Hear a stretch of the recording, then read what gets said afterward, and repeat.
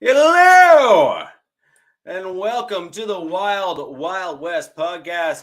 My name is Richie Richie of the MHRT Network.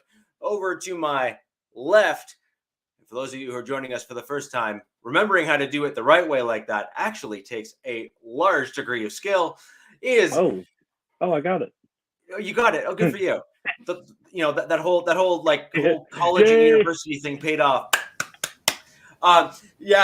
So over to my left there is Alex Givens from Arrowhead Attic. You can go ahead and jump in, check out his content over there. Writes some really, really great articles. One of the better writers that they have over there, if not the best, if we're going to be honest. Really love the stuff you throw over there, man. And directly there, right over there is Captain Jack of the Captain Jack Rackham Show. You can catch him on YouTube and all the other fun places. You will note that today we are missing our Chargers partner in crime to round out the four in the division. We were going to have Bolt Bros on, although unfortunately they're all sick right now and they can't make it. We see that as nothing more than an excuse. At least I do. And we shall taunt them repeatedly as a result of them not showing up because they are apparently sick, and go from there. Sick of their team, man. They're sick of their team. Well, the one thing is that when Mark Davis alluded to the fact of all three Charger fans, we was talking about the schedule thing where he was against it. He voted down. He said, "Well, I'm not going to screw up all of Raider Nation and all three Charger fans for a weird." So if you go with Bolt Bros, there's two of them. Well, two brothers plus the third guy, so that's three. You call in Coach, that's four. So it's not. And we have Senior, so that's five. So we basically got a handful, and that's about it. Yeah, and then you got DZ. You got Zed. You got Zed, and you got there's less than 10. There's less than 10. So, anyways, guys, we have a super interesting show for you today.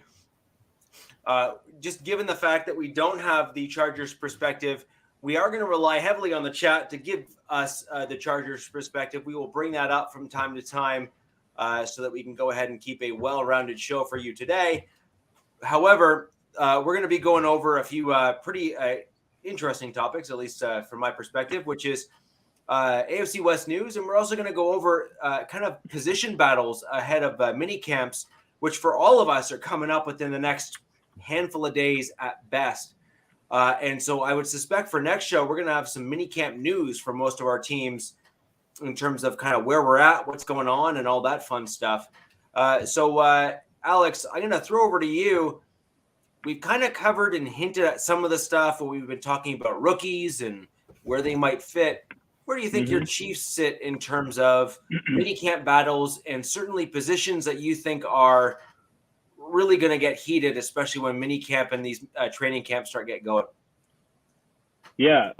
So, obviously the rookie minicamps just completed. I think Chiefs had around like 80 players, in that event. Obviously I've had some buddies that do rookie mini camps. It's a very short-lived process if you're on the bottom of the of the poll, so to speak. But at least the rumors and news coming out of that is the people that did participate in that have had high hopes going into the regular season seem to be as advertised, at least in the what did Coach call it? The underwear pageant. Underwear Olympics? Yeah, underwear Olympics. I said that before too. You weren't there. No, hey, go look at the tape. Go look at the tape. Okay? I have said it before. I'm not sure if he said it first or I said it first, but I have used that a lot. So all right. Well, we will give you the credit then. Quoted. Captain said it. I think Captain said it. No. I've used it. We both used it. I don't know who used it first. I'll just take a co-authorship on it. Here, I'm just going to call it the Spandex Spectacular. How's that? No. Now we got a new name into the hat here, huh? Okay. Oh man. But so at least the rookies that were taken early, seem to be as advertised. Like I said, I think that the two biggest position battles going into the more serious of preseason events is going to be just where those kind of the higher round picks, how they kind of work in. More so speaking about the right tackle, well, just the tackles in general, the offensive line tackles, because they signed Juwan Taylor. Kind of the rumor mill was he's going to play left. Then, out of nowhere, signed Donovan Smith after Tampa Bay cuts him, who's, a quality left tackle, but, obviously not he's a well-seasoned vet that's not named Trent Williams. So, he's not, he's got some tread taken off the tires. So I think, but you also have the Chiefs taking Wanye Morris out of Oklahoma in the third round. So I think that, that pick wasn't done without some thought to it. And I think maybe a contingency plan if one of those doesn't work out. So for me, at least in terms of the offensive side of the ball, that's probably going to be the biggest position battle to watch. Or I think the one that'll have the most impact in terms of the starting lineup. I mean, we're obviously going to have some of these rookies fighting to get into the receiver rotation. Reed's obviously going to scheme different guys week in and week out, based on where defenses are playing. So, that's going to kind of happen naturally as they get through the preseason season goes on. I mean, same with the running backs. But I think to me, in the offensive side of the ball, seeing how these tackles play out and if Donovan Smith can kind of be a stopgap left tackle that's, not any worse than Orlando Brown, then I think that's what you see they go with. But, if he's not, you got to think there's some sort of reason the Bucs cut him other than, because I don't think he was costing them that much. So, that'd be interesting to see whatever they if were a paying rookie. him, he definitely wasn't worth the money. Well, yeah, that too. And then, and the same on the defensive side. I mean, I've kind of been a broken record. I think the past few weeks said Constant's going to be, the edge both on offensive and defensive side. But, just the defensive line, like I said, there's still a hole in the interior line. And just looking at production and people that are going to be able to produce, in stopping the run and providing an interior presence. I mean, only have Chris Jones and Nandi and the guy they drafted, in the 6th round. So, I think that they're going to sign some veteran, whether it be a veteran edge guy that kind of can be a tweener and do both, or, just get a big pile of beef like they did with Danny Shelton, at the end of the preseason last year. But there's obviously going to be people that have to work in there. Khalil Sanders is gone, so gonna have to see who kind of steps up and earns a little more right in terms of defending the run and even getting some interior pass rush work and passing down situations. So those are probably, to me, the two biggest. And then, like I said, obviously seeing if like Rashid Rice works his way into a pretty productive role in the receiving room, or Justin Ross, kind of a forgotten undrafted guy with leaps and bounds potential, are the undrafted running back from Tulsa they took, and if he kind of usurps McKinnon or someone for a little playing time with Pacheco. But I don't think that those battles are kind of earning some right to get some carries or touches. He doesn't need to usurp them. Yeah. So that's not going to be level impact. Yeah, and that's not going to really impact anything one way or another. Versus looking at solidifying the tackles, especially doing that with a mindset of moving forward in the future and finding kind of your cornerstone pieces there. So, agreed. And I want to thank you for joining us today. Any questions you have, leave them down below. And I do want to just bring up a quick comment here from a longtime fan of the show. You are welcome. And I'm sure it was some fool who didn't realize how to, put out a fire in some campground. And, that's unfortunately the nonsense that happens. He was smoking a J, didn't put Oh, it out. or something along those lines.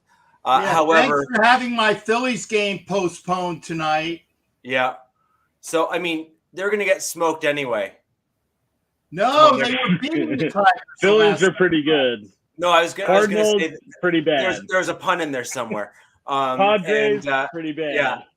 And for those of you who have not heard this song, this is a Canadian cult song here. Super, super funny. Rather fitting given the fact that one country can literally smoke out another. I really think it's pretty funny, a song. I hope you all listen to it. It really is. It will make you laugh out loud. I absolutely promise. It's just, and it's one of those, silly, stupid, but funny songs. So anyways, I hope everyone checks that out. It really is funny. And so Alex, what's the number one position battle you think that your team's going to go through in mini camps? Do you think you're going to see any reshuffling, I guess, at the end in a specific position group? I mean, no, I don't think so. Like I know I just went through, potential of swapping kind of Jawan Taylor to the left or finding someone else to play left tackle and solidifying that. But I bet ultimately at the end of the day, they'll start with Donovan Smith, and that'll play itself out whether he stays there for the whole year or not. So I think really the biggest one is going to be, who's kind of the 1B, I guess, 1B to Chris Jones in the interior of the defensive line. It's like they lost Khalid Saunders. He went to New Orleans, who kind of, was the 6th round pick, but turned into a pretty productive player and, went and got a pretty decent contract. But, outside of that, the only person returning is Derek Nandi, who, they don't really, obviously don't value, brought him back on a very small deal. And, he doesn't really play in passing down situations. So I'd say that kind of being behind Chris Jones and working into the run game and even the passing situations, on the D line, I think is kind of the spot that's like most ripe to be taken from someone else, because there's not really an answer for it right now. Whether that be this Coburn guy from Texas, although I think he's kind of more of a run stuffing guy more than anything else. But I mean, you never know. You just might. Stranger things have happened. Stranger things have happened. Yeah. Yeah, because I drafted him a couple times on the mock draft. So, so we got. Yeah, he's a unit. He's a unit now. Good taste. We have good taste. Yeah, there you go. But I could see it being him, or even bringing in some veteran if there's some post June cut that kind of surprises someone. And I think to me that's the biggest one, just because that has the most question mark to it.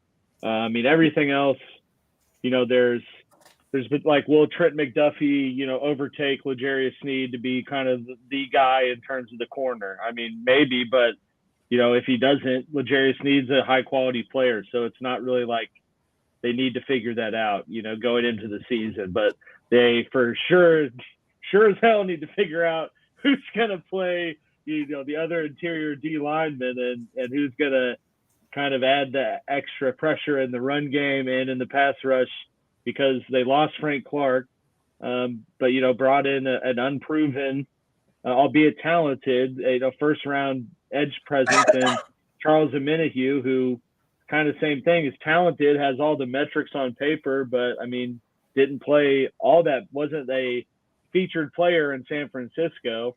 So it's kind of like, they're hoping right now to sprinkle fairy dust, like they say in draft day, and hope that it just all works out. But, that I think is the one that is really going to have the most impact in terms of the success, for the team really as a whole, but on the defensive side of the ball is figuring that out. Hey, did you see the meme about Frank Clark? That was on a couple Raider boards. I saw a report he signed with the Raiders. Yeah, and he got no. And his Uzi. Yeah. And his Uzi. So it's not just Uzi was in his locker. Yeah, and he already had a parole officer, so it was an easy get. I chuckled. And you got Chiefaholic now. He's a Raider fan.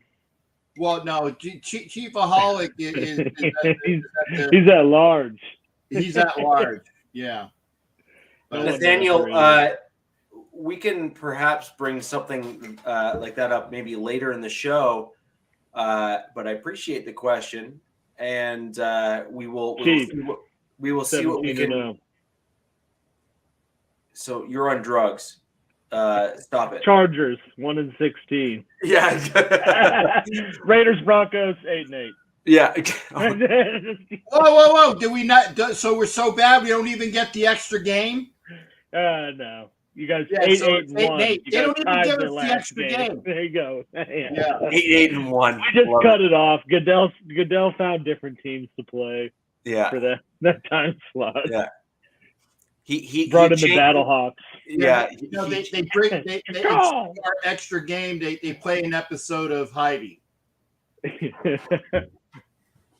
Sure. And so I think that there's some interesting things here, but I agree with you. Do you believe that you're going to churn through like UDFA signings to try to find someone that might pop for you guys as the season goes on? And I'm sorry, and to be clear, I'm specifically referring into your interior D line. Like, do you think you're just going to churn through guys to kind of say, I hope we find someone that kind of matches or fits or whatever? No, I mean, I think they're kind of, set with who they have outside of signing. I think they'll bring in one more veteran guy that'll be like that 1 year veteran minimum. I mean, They did that last year. I think right before it was either start of the season or week 1 or 2, but signed Danny Shelton after I think the Giants released him. And then Brandon Williams, long Ravens D tackle, picked him up as well. So, like looking at some of the D tackles that are still out there. I mean, there's like Shelby Harris. I might cry if you sign him. There's other. If you sign him, then he'll play for 3 of the 4 AFC West teams. Yeah, we drafted him. The Broncos took him, and if you signed him, then all you would have to do would be sign he can retire and then sign a 1-day contract with the Garglers, and then he'll have all 4. Yeah, and boom. Well, and Captain, just for those who don't know the full history, he also got traded to the other division team that used to be in the AFC West. Oh yeah, the Seahawks. So if he does what you just said, Captain, he's made all the rounds, both historically and current. Except for one. There's an AFC West team, historical team that you're missing. Oh, who's that? The Tampa Bay Fake Pirates. Oh, really? Because the very first year that the Bucs and the Seahawks were in the NFL, Tampa Bay played in the AFC West, and the Seahawks played in the NFC. At the time, would have been the NFC, whichever division they came in with. And then after the second year, Tampa Bay went to the NFC Central. There it was. It was in the NFC Central because it was at that time, this the East, Central, and West. So the Bucs went to the NFC Central, and the Seahawks came over to the AFC West. So technically, the Fake Pirates did play in the AFC West their very first year, and that's why there's still at least 5 Tampa Bay Fake Pirate fans that still owe me $100 on a bet that I know that they didn't know. That's interesting. I actually didn't know that was kind of how they entered the league. That's cool. I didn't know that either. The reason why was that Rozelle wanted each of the expansion teams to have played everybody the first 2 years. So they made their schedule so that they played everybody. And then they went and drafted. They wanted national exposure for the new teams. Yeah, exposure. Yeah, they wanted national exposure for the new teams. Hey, did somebody say exposure? Yeah. No, Whoa. no. We don't do need that. 4 more super likes before that starts Yeah, happening. yeah. Yeah, that's the after hours part of Captain's Show. Yeah. So you're basically thinking that your team is going to try to stay put for the most part. Yeah, I think so. Outside of, like I said, I think they'll bring in one veteran guy. I don't know if that'll be more of a veteran interior D lineman or a veteran edge rush, type presence. But I think that'll be kind of the last move they make. I don't think they're in on D-Hop, especially seeing the reports of him wanting something in line with what OBJ got, and that money already goes to the refs, so we can't really use that. There you go. D-Hop. He is watching, John. Yeah, he is watching your comments. I was waiting, John. I was gonna sprinkle it in somewhere right there. So yeah, I think we're pretty cap strapped with the ref money. So we're gonna have to stand pat and just hope they don't ask for more. Well, I heard your owner found a different way to deal with the ref money, is that he's just given them a straight percentage of the sales of booze at the stadium. And so the refs just kind of work out however they can to try to give as many penalties and extended commercial breaks as possible, right? Which is to get the more drinking. Yeah, exactly. Yeah. So I read really a report. I read a report that said the I think contract was amended with a lot of performance based incentives. So it's like the more flags on the opponent, I think it's $10K per. Okay. So I expect to just see those flying. Nice. Nice. So you're going full bounty gate with the refs there. Yeah. There's a chart and everything. We tried to just find all the Tim Donahues out there. Yeah. And just bring them in. Say, hey, come here, buddy. Yeah. Well, of course, all you need to do is ask Robert Kraft where the best rub and tugs are, and he'll point you in the right direction. Wild Orchid, Stewart, Florida. I know from experience. Only because I know the historical. Yeah. So Captain, over to you with that. Great segue. A rub and tug. Hey, Cam, over to you. Yeah. Exposures, rub and tug. Yeah. Yeah. So take it away. What do you think is going to be your biggest position battle for the Raiders as you start rolling into minicamp? I also think you've had some interesting comments. I'd like to get into news shortly after this, but there's been some interesting Raiders news that has come over the week, just in terms of we'll call it hit pieces on your head coach, and I'd like to maybe bring those up later on in the show. But let's first talk about kind of minicamp, where the Raiders are, and a few position groups that you think are going to be really up in the air. Yeah, actually, thanks for that there, for that segue, off of Rub and Tug. Thanks, Richie. And again, I can't express our thank. I haven't received it yet, but it's probably coming down here in the next day or two, all the friggin' smoke. So when Canadians blow some smoke, they really do blow some smoke. It's a good thing about being in the middle of the country. None of that. It all dissipates before it gets here. Yeah. Well, that's the other payments that you're using. You pay the meteorologist or whatever, or for the windscreen. But as far as what's going on in OTAs, and I'm not even going to go and say a word about number 10. If you don't know who number 10 is, you haven't been paying attention. Okay, so we'll get to him later. But some of the key things that we have been seeing is that the coach, is that yours, Richie? Yeah, he didn't like the comment on number 10. Yeah, okay. Because I think he was just trying to disagree that number 10 goes to Rub and Tugs and doesn't have to pay. Oh, no, they pay him. Yeah, exactly. Yes. Yeah, the girls pay him. Yeah, they pay for that experience. Yeah, exactly.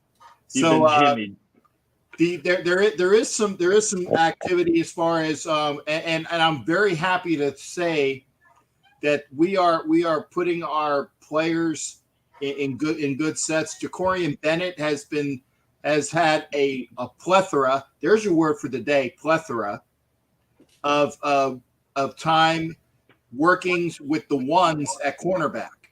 So the cornerback position battle is going to be quite unique. Jacorian Bennett, the fourth rounder out of Maryland, who has just as much, if not better, ability than the other kid from Maryland that went in the first round from the Giants.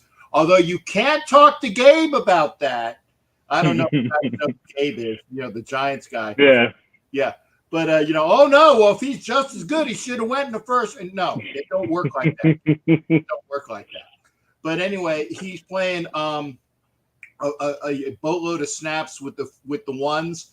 The corners are a deep group as far as, but they're pretty much all new. It's like Duke Shelley, David Long, and I apologize, I can't remember who the other kid that they picked up that's a vet. They've all been rolling through the ones at corner except for Jacorian Bennett, who is the rookie. So they're putting it to good use. That's going to be a position battle to watch. The safeties are pretty much been down. It's Epps is playing strong, and no pun intended, but yeah, he's playing the strong safety position. Pretty much has that locked. Merrick is going to be the other in the box safety, or the other safety, whether weak or roving type of thing. But there's plenty of other guys that are going to be out there as well. Oh, as far as I know who it was. It was the mini wonder, the kid that he would be like a Hall of Famer if he was about 3 inches taller. His name is Amick Robertson. Has all the ability in the world. He's just like he's a midget. The other corner that was in there, yeah, if he was 3 inches taller, he'd be in the Hall of Fame. He's that good. He just is small. But that was the other corner. The good things have been coming. Been playing about Hobbs. Hobbs is coming back from his injuries, playing most of that time in slot, and I think that he was out of his element.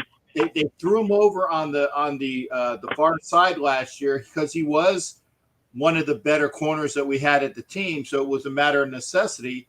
But if you have capable guys that are used to playing the outside, and you're not, and you're very adept at playing the slot, I think Hobbs will fall back in there. It wasn't really a sophomore slump. It was the fact that he was out of position and he got injured, in his sophomore year. He's coming back strong. So the D-backs are going to be good, or a lot better than people think they are. The other position battles that are worthwhile is the interior defense. They have Bilal Nichols and Willis and two other older, longer in the tooth guys that have been rolling through the. Oh, is that me? Okay.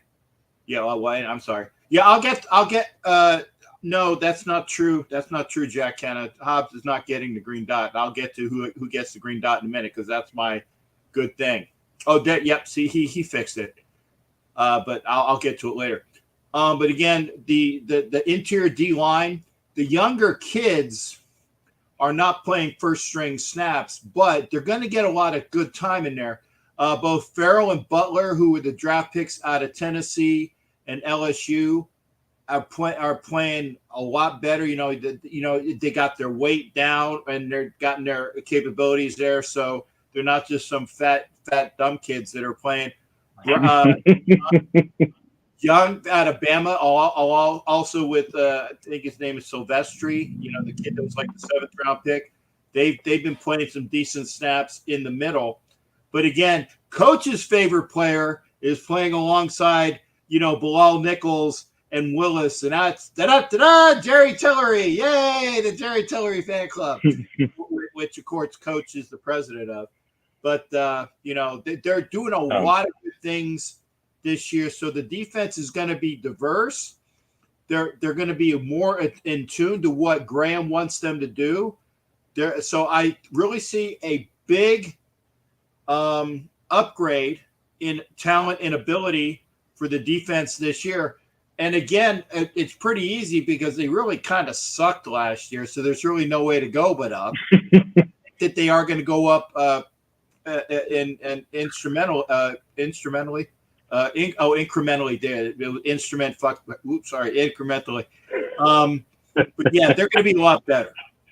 Okay, I really agree with that. And getting back to what is really good, the big bonus is the fact that the Divine Diablo is come back playing well. He played well last year anyway. Then he got injured. He's coming back from his injury, and he's going to be the dude with the green dot, taking over for Perryman, who had the green dot captainship and earphones in the defense. So you got Diablo that's playing well. I think he's going to be that stud that they were looking for all of these years. So a lot of capabilities, upgrades in the defense. Now, here's kind of the sad news, and it's it is kind of sad. Is Alex Bars is still playing right guard? That's the sad news, but it's not as big of an issue as one might seem. Is the fact is that they are still the same pretty much across the board as they were last year. You got Miller at left tackle. Parm has gotten a little more muscle, checking in good at left guard. James is still the center, although one of these days, I think Parm's going to, kick him out of that spot. As mentioned, Bars is the right guard, and right now Luminor is playing the right tackle. I really think that Moody, who has been taking some snaps at right guard, and one of Richie's favorite guys, Moody go block people, big guy. Moody run touchdown, the big. You call them blind sides. Yeah, like he's like 350, 360, whatever. But he's getting some snaps at right guard too. We got to get rid of Alex Bars. I'm sorry. With my cane and my sciatica and my advanced age, will go in and play right guard, and deservedly will play right guard better than Alex Bars. I'm sorry. Yeah, I'm being a little facetious, but not too much. We need to upgrade the right guard position. Yeah, he'd be a good fit on that at that side for you. He also, interestingly enough, played some fullback when he was with the Broncos. Right, that's why I said Moody run touchdown. He's just mad. He's just mad. Yeah. He's super strong too. He's suited for that style. So yeah, he played well. Yeah, you got old Dalton Reisner still out there. And that might be somebody that might be wrong side. Might be taken in. Wrong side. He's a left guard. Yeah, you can move that. No, he's only ever played left guard at the NFL, and he only ever really played left guard when he was, with the exception of the rare small block of time where he played right tackle in college for, either 1 year or something like that. But he's been a left guard ever since. So he has developed, like, his dominant hand has been his left arm to kind of offset with the left tackle. He's been used to the shift to the left. He's been used to being on that side. Once you've developed that sort of chemistry, it's very difficult to swap. So basically, he's kind of like the guy in Family Guy. Who's the perv in Family Guy? What's his name again? Quagmire. Okay, y'all have seen the episode with Quagmire where he covers porn, right? Yeah. Okay, you know where I'm going with this, right? Yeah. Okay, I'll see you over there. Yeah. He's developed that one side real well. He hasn't developed the other side yet, so he's Quagmire. For those that know what the hell I'm talking about, I didn't say it. I'm still trying to keep it in PG. I knew what you were talking about. There you go. Thank God we got some perverts in here. I picked up. I understand what you're saying, but this is also a very common thing with left tackles at the NFL level and right tackles at the NFL level. They have developed the fast twitch juking left or juking right, depending on which side they're at. So right for right guard, right tackles, and juking left for the left tackles. They've just developed all of their periffs have all been developed surrounding the side of the ball they're playing on and the side of the line they're playing on, and the arms in terms of their strength and how they're angling has all been dependent on which side they're playing on. You can't just flip like that; it just doesn't work.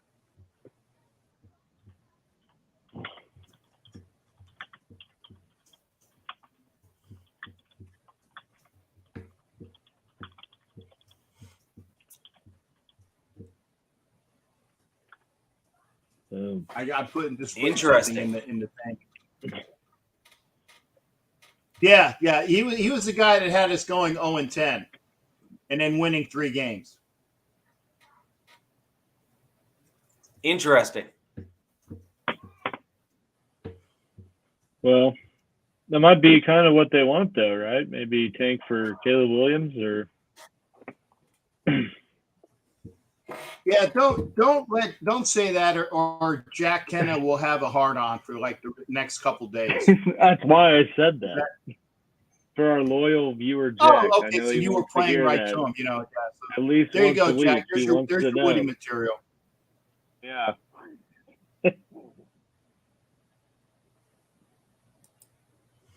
So I think that's some interesting stuff. So you're thinking that you're going to see position battles in your offensive line, particularly at the guard spot. I would say that I think Moody is a McDaniel style guy who puts in tremendous effort and is versatile. So he's the type of guy that I could see you guys, starting and playing well. Well, Moody is good for run blocking. He just needs to work on his pass blocking. I agree, but that was his problem when he's with the Broncos as well. The issue with Moody is that he's got shorter arms for his height, and so when he's trying to keep blocks and hold blocks like you need to, it's not good for pass block. You can't do it. He is really the type of guy that you want running. Kind of like what the Ravens used to run, where they were always running, or the Titans with them always running the ball. You could get away with a guy like that because you're running the ball, or at least running and blocking in run block sets for the vast majority of the time. You can't have a dude like that in like kind of like the blatant, open, obvious passing sets because he gets beat every time or gets caught for holding. Yeah. Well, I mean, at least and by the way, the swinging doors that is Brandon Parker is back at right tackle. Like the old West, swinging doors on the saloon, aka Brandon Parker. He's back from his injury. He's actually like the backup right tackle. Like I said, they have a Luminor at right tackle with the guy that I think eventually will take it, which will be Thayer Mumford, and then Brandon Parker is a swing, which again, swinging doors kind of goes without saying. The pun is intended. But he plays actually a better backup left tackle than just don't put him on the right side. If we get rid of Barbs and we have Moody as like the swing guard. And I know there's no such thing, but I mean he can do that as like a backup. I really think you push Luminor over to the right guard spot. You let Mumford play right tackle. You let Parker play if you need that extra tackle for running plays. If you want to have him as that extra big tight end type of guy, that's what you use him for, not just there on the outside for there. Yeah, Jack again. Jack got him going. Here's Jack Kenna here for Caleb Williams. This is my impression of Jack Kenna at night when he goes to bed. Okay, this is going to be a little sick, but this is what he goes. So it's like, Caleb.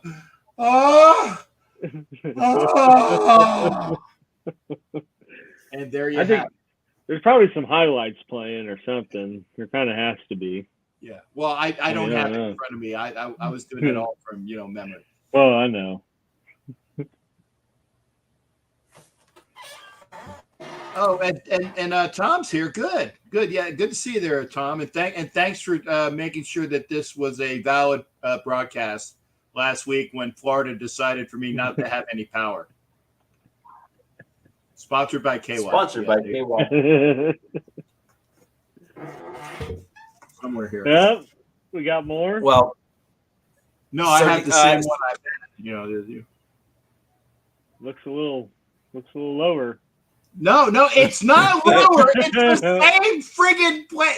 It's the same line. We're gonna need you to mark. We're gonna need you to mark on that. I will get a Sharpie. Wait a second. I will get a Sharpie.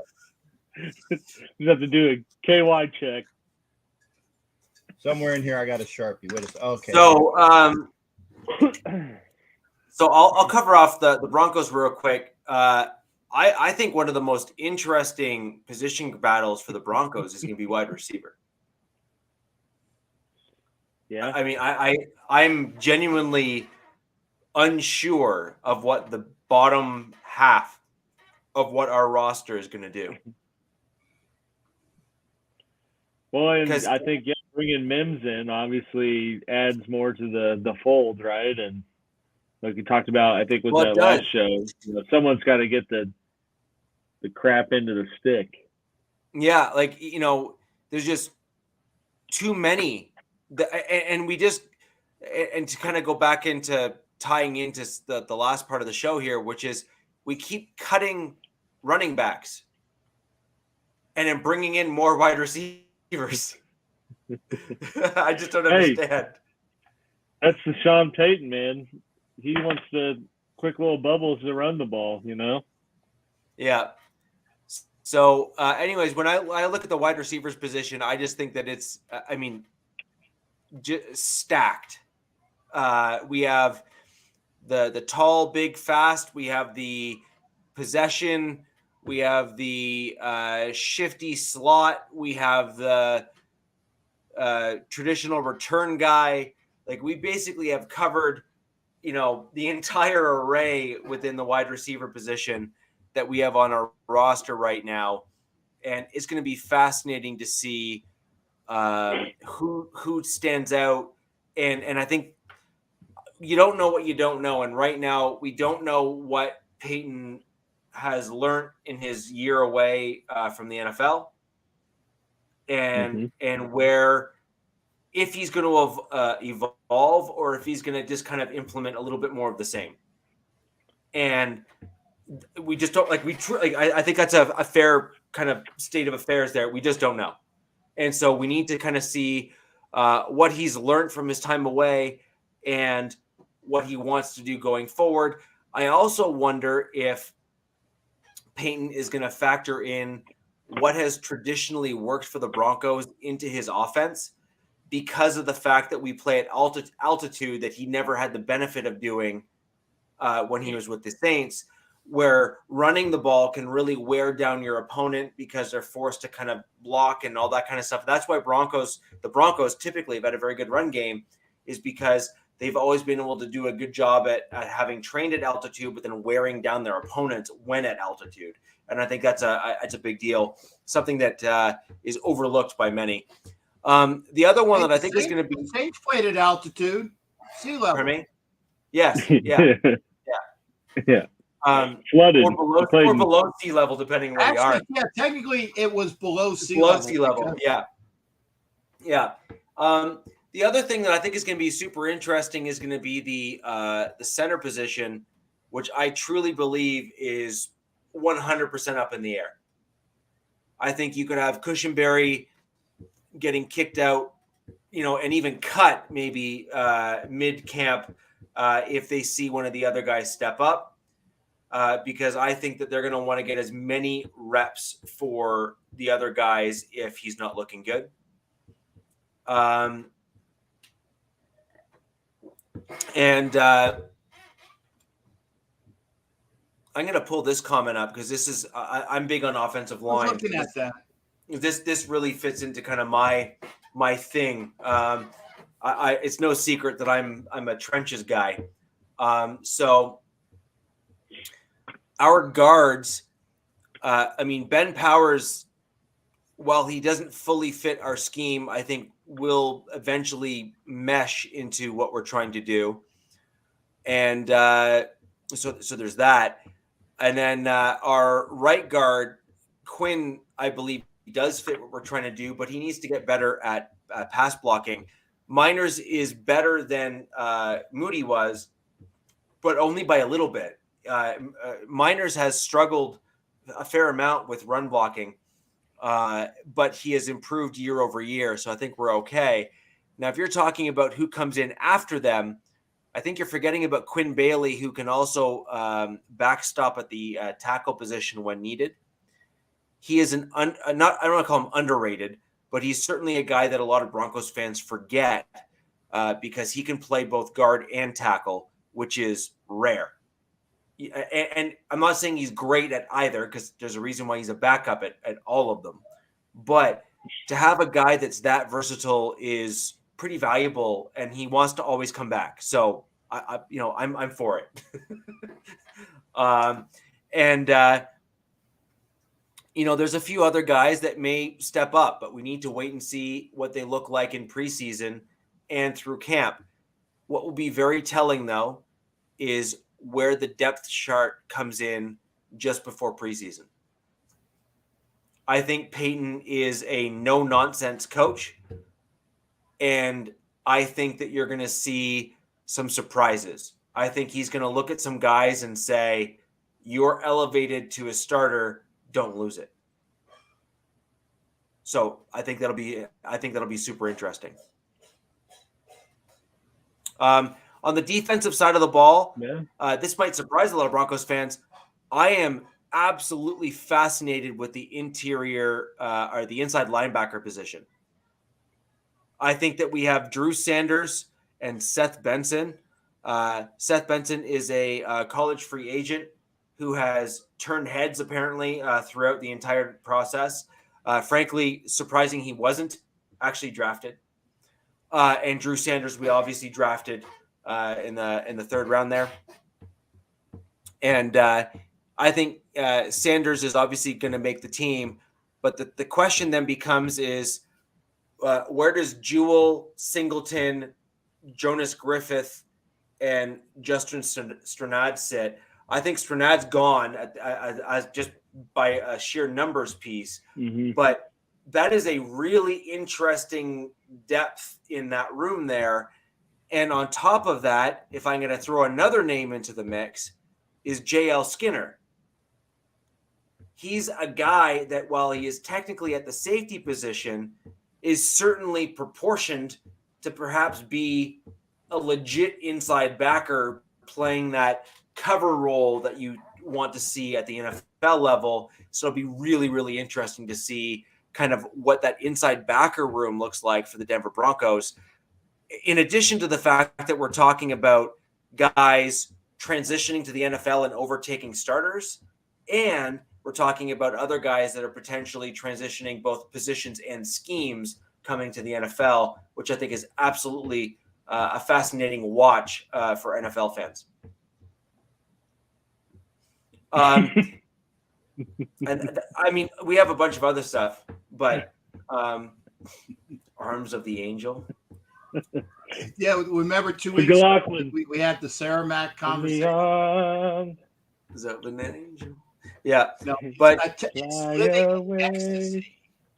Okay, that album, and I don't make me go back and get the playlist out. I can't stand Arms of an Angel, but the other songs which I really liked, and I've already got. Go back and watch the tape. Watch the tape.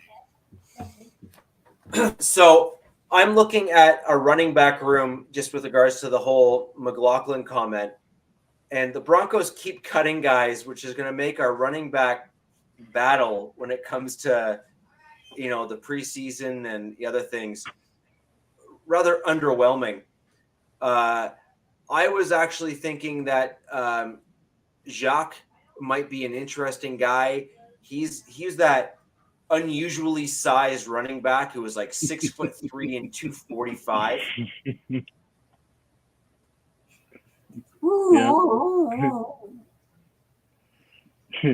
Oh, is that where we're going with it? Okay. So, It's all like, yeah, 3 a.m. If you remember the last few Broncos teams, we've had some really large running backs, the 6'2", 6'3", 6'4", 230, 240 kind of sizing. Latavius Murray, for example, last year and the year before, Jacques really fit that kind of a mold. And that brings a different dynamic to the team when you have a guy that's that big that can pass, catch, and run the ball.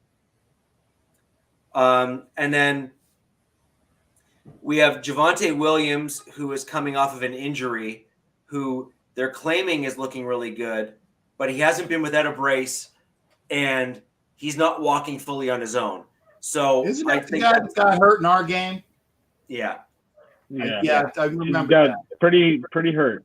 Yeah, he tore basically everything, like MCL, ACL, and a couple other ligaments just for good measure because it was fun. And pick a letter with a CL. Yeah, exactly. A through Z, CL. Yeah, exactly. He literally tore everything. We call him a seal, sir. A seal Terry. Yes. Yeah. and then so we have Samaje Perine, and then we have my prediction is that I think Javonte Williams is probably going to start on IR with the designation to return, because I think that they're going to want him to heal up, and they're going to want him back. 6 weeks, right? Yeah. And I think that's smart. If I'm going to be honest. Yeah, and then then I'm looking at Perine, and I'm looking at Batty and McLaughlin. But this is part of the reason why I'm surprised kind of with what we've done is I saw a potential role for the two dudes we just cut in the last week, which is I thought Jacques could make a name for himself.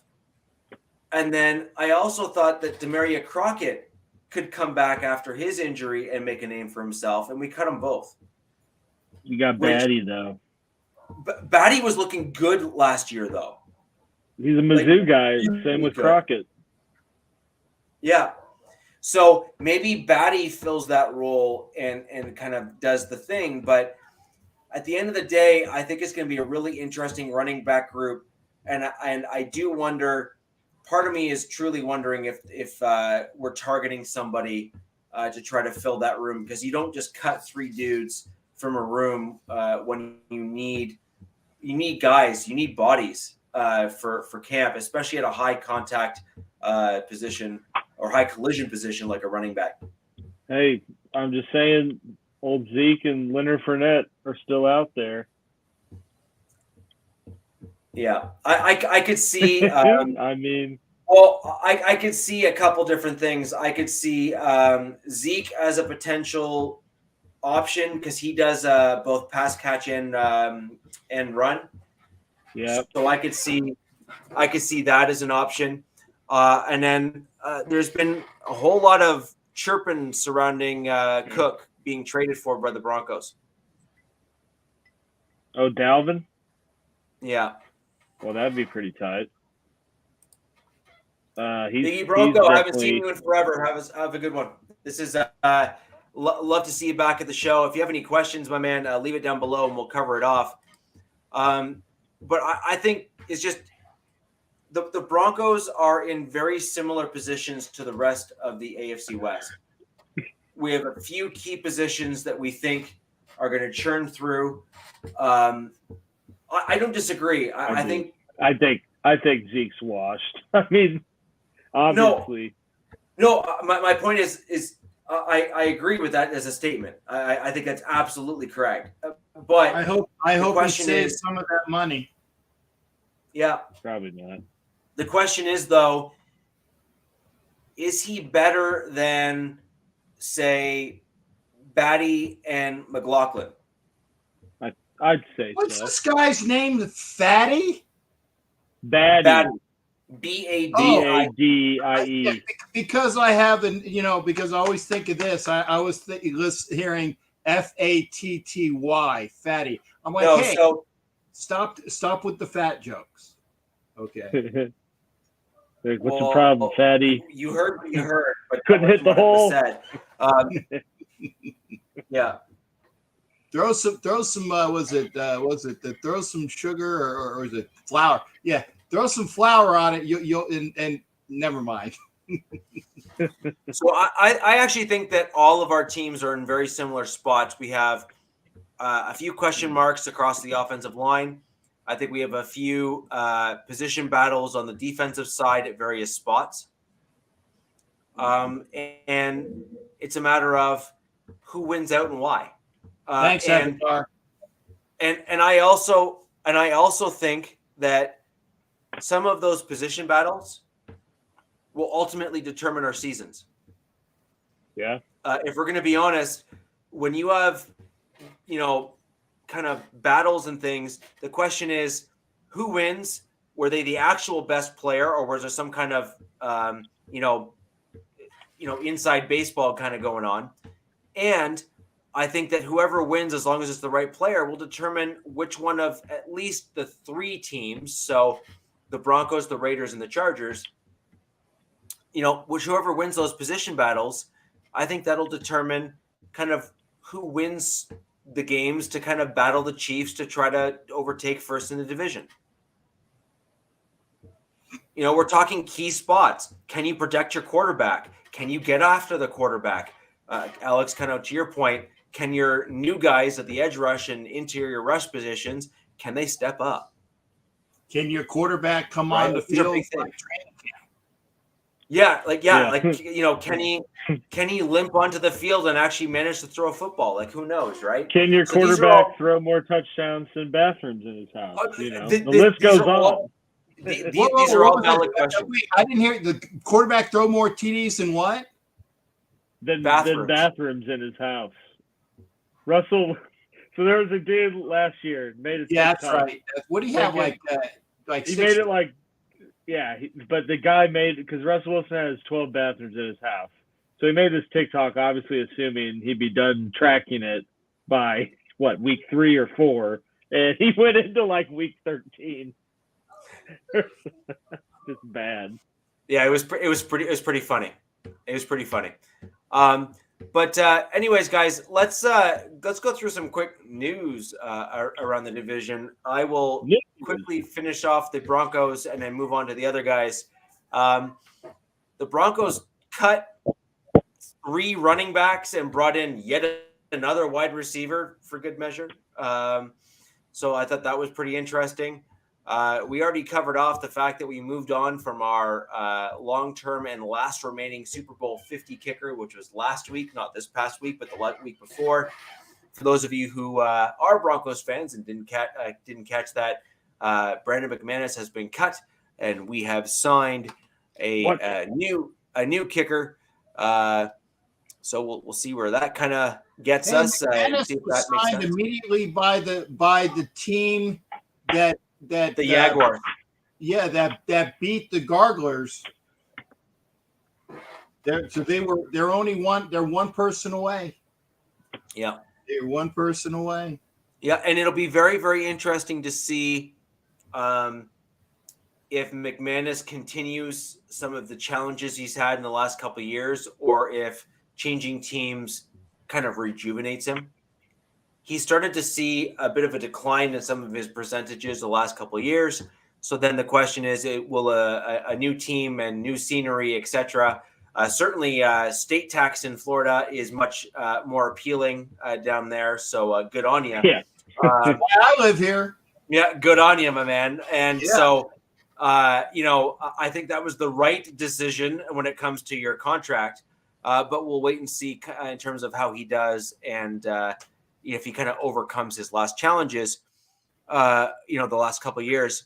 And we also have obviously Riley Dixon back, who we got rid of and have now pulled back into the mix for the Broncos. So some really interesting things for the Broncos in terms of how we're stacking our roster going in to these mini camps and training camps.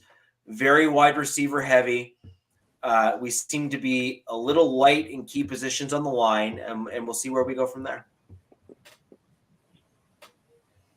Alex, over to you, and then we'll finish off with the Raiders, and then we will finish up from there.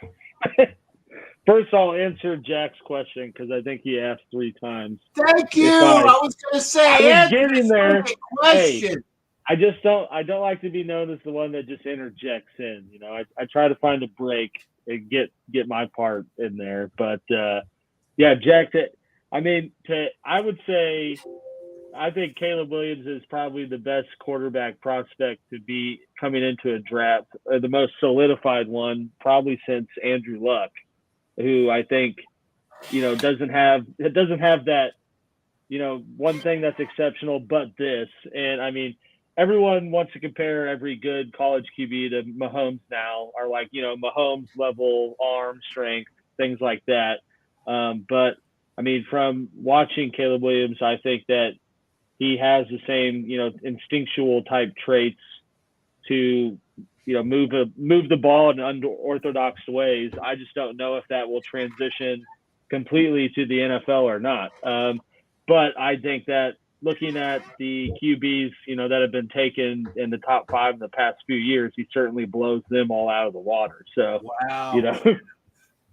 That's harsh, Kev. Oh, yeah, I'd say Caleb Williams is right up there with Johnny Manziel.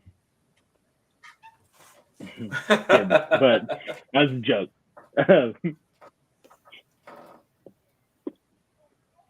So yeah, focusing on the Chiefs themselves now. There hasn't really been a whole lot of crazy news, outside of like the routine roster shuffling at this time of the season. It wasn't anything surprising, I would say, in terms of who they kept. They gave a lot of, I think 5 or 6 undrafted guys a pretty substantial amount of, a signing bonus and guaranteed money. You knew. He did answer the friggin' question, Jack. Maybe it's delayed. I don't know. You're not paying attention, Jack. My goodness. But the hearing aid has a volume button on it. You're going to go ahead and turn that up so that you can hear everything. You want me to write it? We'll go from there. I can write notes. Let me do that. He's good. But do you understand the words that are coming out of my mouth, Penna? Hey, I'm just gonna wait. I'm gonna watch his chat and see if he acknowledges that it was answered. But if not, look at the tape. Yeah. Tape don't lie. Film doesn't lie, fellas. But so Chiefs not really made a whole lot of new news. Obviously, you get the grumblings of D-Hop and Bills and Chiefs are the only ones in the sweepstakes, but then you see he's visiting the Titans. So, I think the Chiefs, given their recent success, are kind of just automatically thrown into like anyone that gets released. That's where they're going to go because, why not? I mean, I read an article that said Leonard Fournette to the Chiefs is not an unreasonable possibility, and I'm just like, what? Like, why? Every nowadays are like what the Raiders were in the 70s. Any time that there is a big name out there, they're going to Kansas City. Or like the Patriots, in the 2000s, it was like anyone. It was like, oh, he's going to go play with Tom Brady, and then move on. But they signed all their rookies that they drafted, so got all that wrapped up. Brought McKinnon back, but that was in the beginning of May. So, I mean, that's not any sort of new news or anything. Biggest splash, though, we did make a move and sign Lamar Jackson. So I'm interested to see the dual threat capabilities that he brings in the cornerback room. But that's kind of it. So we'll just, see what happens as we get into more of the formal preseason stuff. I do think that there will be a few veteran moves kind of added later, and I also think they're going to work out an extension with Chris Jones, which I believe will clear up 15, 16 million in cap space. So we'll see kind of how that shakes out. But kind of all signs from monitoring what they've done in this stage, I think, the roster's pretty much set outside of identifying maybe that 1-2 missing piece that you kind of need to get into the roster to, sustain the level of success they had last year. That's a good one, Avatar. Yeah, I think it's stupid. No one's going to be returning kicks anymore. No point. And that's what Andy Reid was very, very vocal about that. He said, we're going to turn this into flag football, which Yep. that's what they want, right? Like there's no, it's trying to be a very offensive advantageous game now, and they want points. Like I think if the NFL could have it their way, every game would be like that Chiefs-Rams Monday night game, 3-4 years ago, where it was like 60 to 58. 50, yeah. Yeah, like I think that's what the NFL envisions their want their on-field product to be. So they try to tweak those rules. I can't handle that, man. It's like when the NBA went up to the high-scoring games, it's like there's no defense. Yeah, I don't really watch NBA until the playoffs because that's when they actually try, But then it's like, and me too, like growing up as a Dante Hall, Devin Hester fan, like you take that kind of exciting component out of the game as well when you're getting teams that are just like, special team philosophy is like, nope, just fair catch it. We'll take it at the 25 unless there's just no one down there. But, like they just don't kind of take the excitement out of that stuff to streamline the offense, and it just, I don't agree with it, but it seemed like they gave it an out based on my understanding is like this year's a trial year for it. And if everyone's pissed, it'll be removed. So yeah, and I hope so. Yeah, I do too. No, but the problem I have with it is that I understand what they're trying to do, but at some point you're then no longer playing football.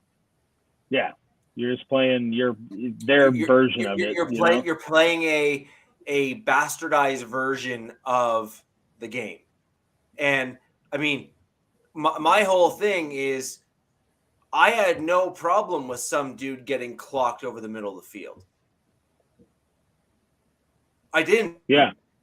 I had no problem with some guy having a bunch of. That's the football I played.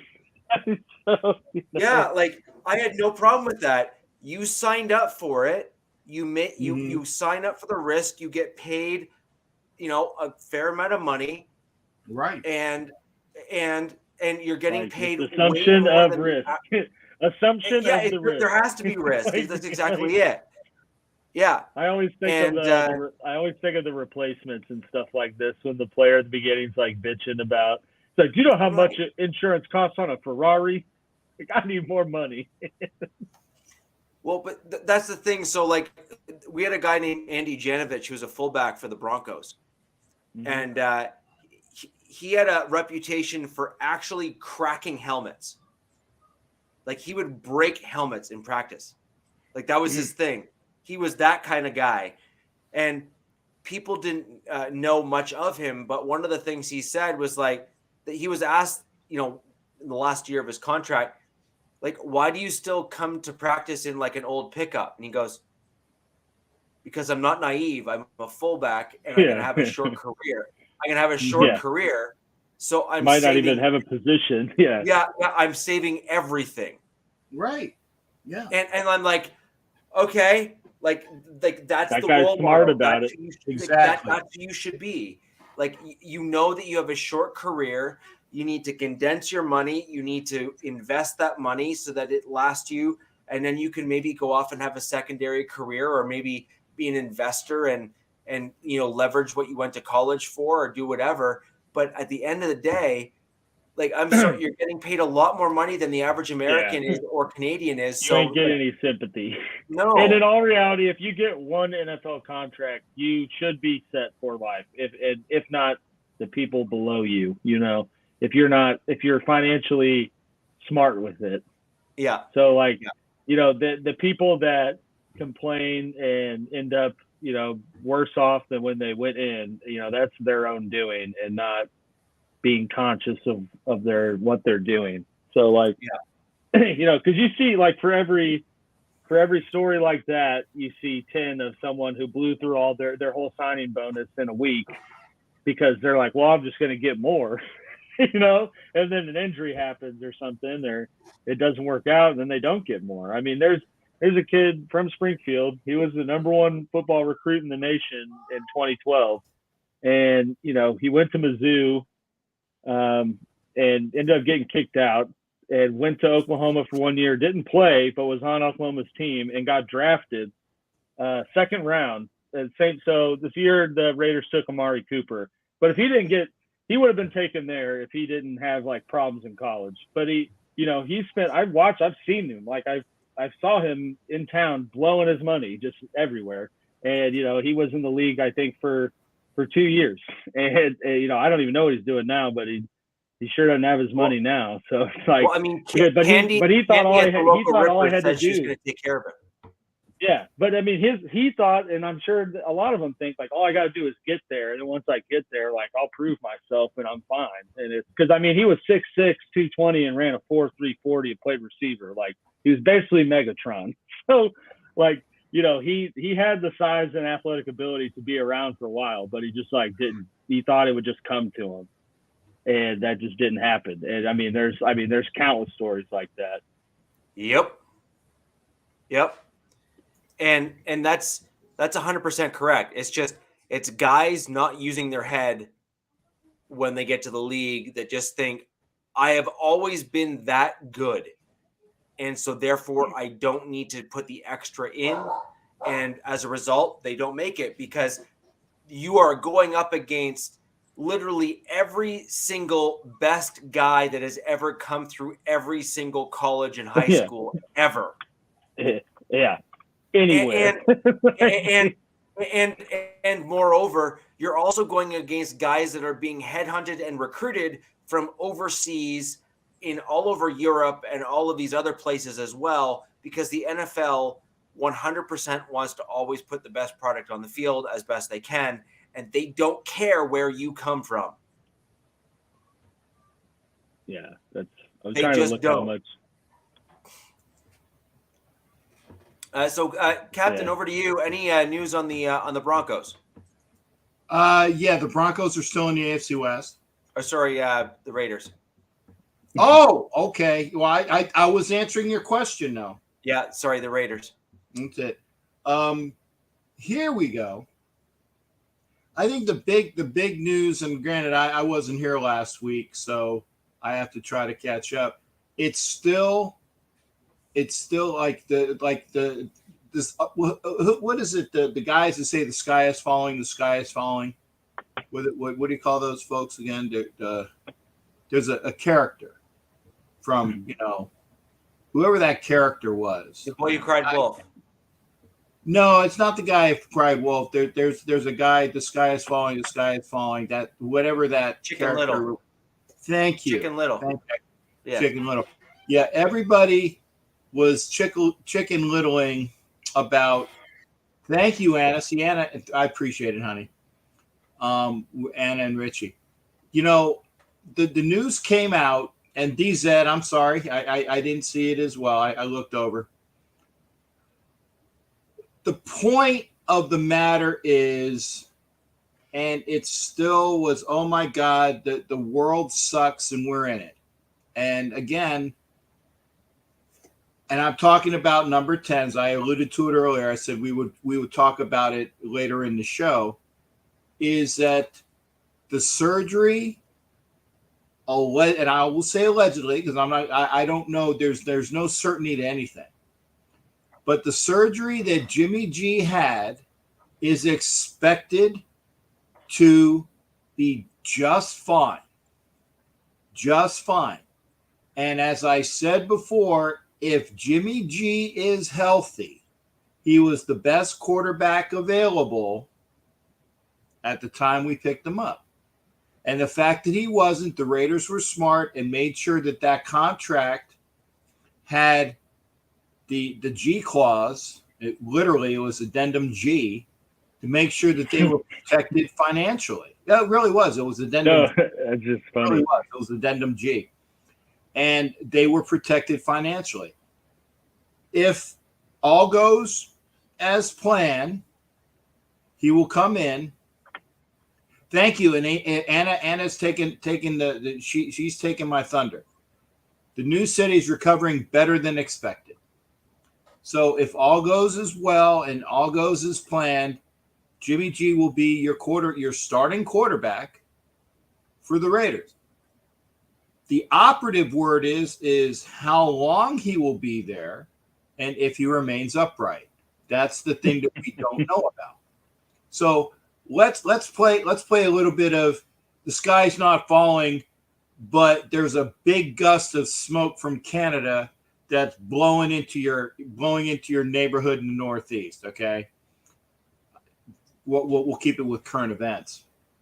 If T3, this is a family-friendly show. Oh yeah, okay, no, not that appendage. We already said that the girls were going to pay him, Tom. Okay, the girls were going to pay you. Missed it. That was earlier in the show. The thing is that the people that are getting the best out of this is not Hoyer, no. It's O'Connell and Garbers, and O'Connell has looked magnificent again. Going back to the first joke of the show, the Underwear Olympics, O'Connell has looked fantastic in the Underwear Olympics. But that does bode well that the guy that we had and we went up and grabbed because we knew that there was going to be a run on quarterbacks, and we got the best one at that time when there were a run on a couple of them. I mean, granted, Hooker was already gone. Yes, I know. Anna, I swear I would have bought you a Hooker jersey if he ever would have done it. I would have done that, okay? But it's not going to happen. But O'Connell was the best guy at that spot with amongst that tier, and we went up and got him because there was a bunch of people thinking the same thing. If you don't think so, you might want to go back and look at that, okay? He is benefiting from what's going on in OTAs. And I firmly believe if he has such a strong grasp or a strong enough grasp on the position, then it might be that Hoyer is going to be that glorified quarterback coach and will be off, and we won't have to worry about the 38-year-old, okay? No, Kenna, I did want McKee out of Stanford. That's not what I didn't say. That McKee was already gone. McKee was already gone because I think the Eagles took him in round 3, if I'm not mistaken. Okay, he was gone. Hooker was gone. They picked up O'Connell, who was rising up the draft board when we got him. Okay, so at that time, he was the best quarterback of all that run on quarterbacks that was taking place. I think Haney was gone. I might be mistaken, but I think Haney was already gone as well, the kid out of Fresno State. Yeah, but you have to remember, who do you think – the one thing that I think too many people miss is who best fits your scheme. Right. And moreover, who do you think will best work with your head coach? Those are super important questions. There's no sense in picking a dude who is not good for either just because you like him more. That's stupid. Or he's a sexier pick, or that he thinks yeah. Oh, he's got a cannon for an arm, or do you see his chiseled jaw? Like, come on. Like, this is nonsense. You need to look at what the dude brings to your team with your scheme and your coach. And I mean, how many times in the recent drafts have we seen someone taken purely because of some godly trait, and then they're gone? I mean, like Sam Darnold, taken in 2018, right? He's on his fourth team. Baker's on his fourth team. I mean, Zach Wilson's an afterthought, and all those guys were taken with some sort of, trait that was made them. Zach Wilson is not an afterthought. The soccer moms love him. Well, in terms of the NFL. Oh, okay. And Zach Wilson's mom is hot too. So we'll bring it to an area that I'm thinking about. Well, I mean, she has to be. If he's banging her hot friends, then Yeah. It has to but anyway, at the time, and thanks, Jack. Jack, I appreciate that because if I was wrong, I would have admitted. Blow that up. Yeah, thank you. I wanted McKee, but the other thing that I was seeing was that there were people talking up how O'Connell was this, and this. So that name was known. Okay, he was rising up the draft board, and people were going to grab him, and we got him. Okay. Before the internet was out. Yeah. Hey, thanks, Biggie. I appreciate that. I'm going to take that as a compliment. I appreciate it. And by the way, Biggie, I saw the Z's. I'm sorry if I was putting you to sleep, brother. But here, that's the big news. Okay, that's part one.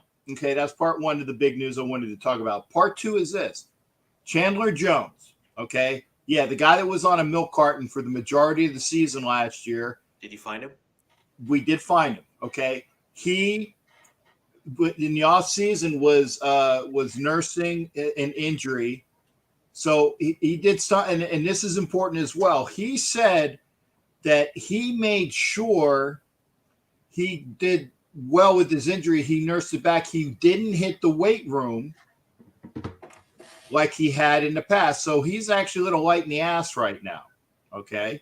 He's playing, I think, about 20, maybe 15 pounds or 20 pounds under what he normally plays at, which is good in one respect, is that you're going to be a little bit more alive and, can move around a little bit. Okay.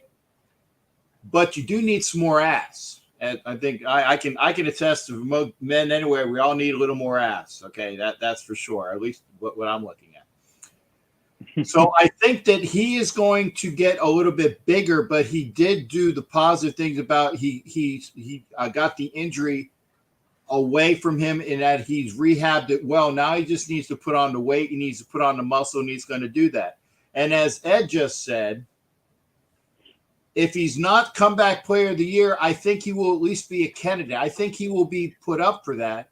I think he will have that bounce back year because he knows that Tyree Wilson was drafted for a reason.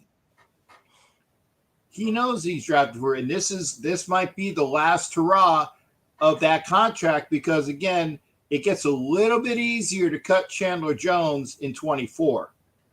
So he has to show something to maybe hit that mark in 24 and stick around, and maybe this is the year that the Raiders defense will actually get to be not just an afterthought, but hey, they're playing instead of the high 20s, early 30s as far as rating, they're playing in the low 20s, high teens. And that's what they want to aspire to do. And if they have the horses and they do the things that Graham wants them to do, if you have a defense that works and that offense works what it should be, the Raiders might surprise. And again, a surprise could be, hey, I'll take 7 wins because it is better than what we had last year with the team coming together, get rid of a lot of bad contracts over this next year. You have a lot more space and the ability to go out and grab players next year as well while this team gels this year. I'm not saying that, we're going to suck this year, but I just aspire for the Raiders to have 7 to 10 wins, and that's what I've been picking for all of the shows. I think that's possible. If Garoppolo is hurt, I will obviously revise that, but I still think 7 to 10 is within the realm of possibility for the Raiders this year, especially with an improved defense. Yeah, I agree. I think that we have some great comments. I think this is a bit of a stretch, in my opinion, Biggie. If you go back kind of a little bit earlier in the episode here, while Williams has been impressive at how quickly he's come back from his injury, he is still not going at it without a brace. And at this stage here, if he was far enough along, in my opinion, he would be braceless in terms of his knee and leg. And that's what you saw from the guys that bounced back quickly from the ACL. He's come back faster than he ought to have and been where he's at. But in my opinion, I actually think he'll probably start the season either as a bench warmer, but not on IR, or more likely than not, I would probably put him in IR, and then you keep a more robust running back room, and then you bring him back later. But although I will say, I feel like the comeback player of the year award, like if he comes back and rushes for 800 yards or 600 yards, it probably could be up there in contention because he had a significant injury and made it back. I mean, I know some of them like Alex Smith got it right when he came back for one game, but I mean, because of the magnitude of what he went through to get back. Well, Alex Smith had an absolute mountain. I mean, and Williams, Williams is, I mean, he literally tore everything in his knee. It was brutal. And the fact that he's even close to where he is right now is a minor miracle in and of itself. But ladies and gentlemen, we've had a wonderful show where we've gone through a whole whack of information. More importantly, next week's show, we will have a lot more information to delve into with a little bit more details from each of our teams, having had the benefit of players on the field and seeing what some guys look like, et cetera, et cetera. I also expect that each of our teams will continue to tweak our rosters and make some moves. I mean, it wouldn't be off season without at least one major move on a weekly basis, it seems, kind of as we lead into the season. And I suspect at least one of our teams will have one of those moves as well. And ladies and gentlemen, with that in mind, until next week, where the West Side is in fact the best side, we'll see you again.